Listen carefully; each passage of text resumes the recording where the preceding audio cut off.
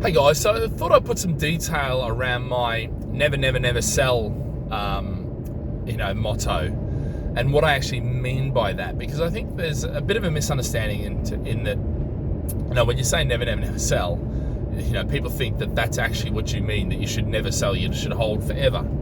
And look, the reason I say never, never, never sell is primarily because we're so focused on trading property, buying and selling property. The reality is most people do not buy and sell property. They buy a property, they hold it until they either can't afford it, or something goes wrong, or it's costing a lot of money, or who knows, they're moving to a different place, and feel like they can't. So there's lots of reasons why you would sell, but for me, it's a much more mechanical and systematic approach to why I would sell a property. So it's a never, never sell, but then I have the asterisk, obviously.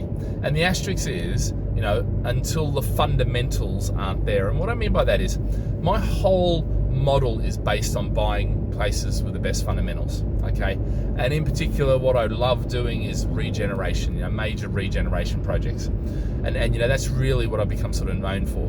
But I think the element here, and one of the key things here is, if you're going to sell and obviously let me talk about fundamentals for a sec. Okay, so shops, schools, transport links, major employers, major investment. Okay, now what generally happens if you look at macro, very macro level stuff? What happens in an area is that you'll buy it, you'll do your research and you'll see, wow, they're spending this much money on this, they're rebuilding this, and an area will get a lot of investment into it at one point.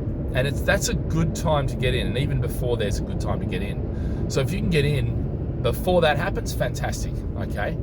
And the reality is, once that's done, then not a lot happens for a lot of years. So maybe 10, 15, 20 years where, very rarely does major infrastructure and major projects work. I'm not talking about the odd thing here and there. I'm talking about big, big stuff, and it could be 40, 50 years. So, but what you tend to find is over that period, rather than maintaining things, they slow, it's a slow degradation. And at some point, when the fundamentals start dropping in an area, that's where you kind of want to get out with it, because actually, why do house prices go up? Because the fundamentals are there. So you got to continuously, when you buy a property, weigh up if the fundamentals are still there, or if actually the fundamentals are getting worse. But what you tend to find is the fundamentals increase when there's lots of investment and expenditure. Then they'll sit around and they'll be stagnant for quite a few years. And I think that really, at that point, is a great time to be holding. But then as you start to see, the crime rate in the area goes up, there's, more articles about graffiti, this, stuff happened, that stuff, they're not spending money, they're knocking down this, that went bust, this business went bust, this employer left. When you start hearing those sort of things, you've got to go, well, actually, every time that happens, if there's not a, immediate replacement or a fix-up, then the fundamentals could be dropping, and that may be an indication of when to get out of a property, okay?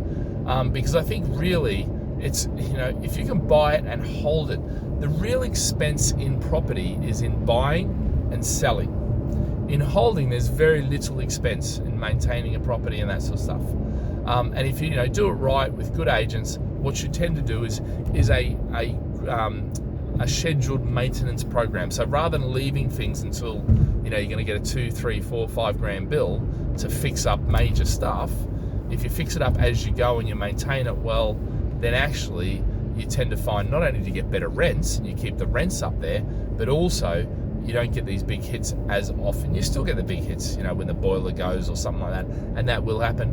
But servicing the boiler, things like that, maintaining it, will mean that it potentially, rather than getting 5 years out of it, you get 15 years out of it.